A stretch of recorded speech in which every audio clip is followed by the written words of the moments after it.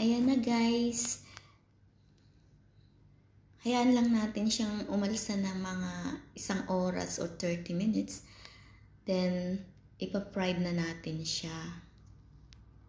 Ayan. Then, after that, pwede natin siyang sprinkle with sugar or pwede natin siyang lagyan ng honey, ganon. Ayan. Ang cute niya. Iniba ko yung design kasi yung isa, napakaliit, tsaka masyadong maliit, ganon.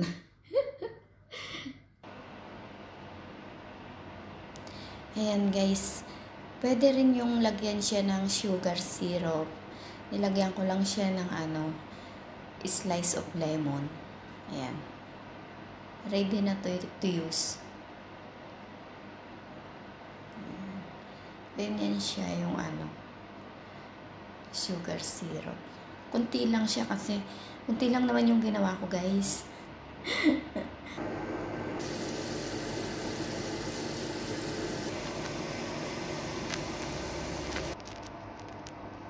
Ayan na guys, ang ating finished product. So lovely. Lovely and it's yummy. Yeah. Later, pag isi-serve na, lalagyan lang natin siya ng sugar syrup or kung anong gusto nyo. Kung gusto nyo yung honey or sugar, sprinkle sugar, up to you. Thank you guys for watching. Have a nice day. Enjoy ang ating flower flower game.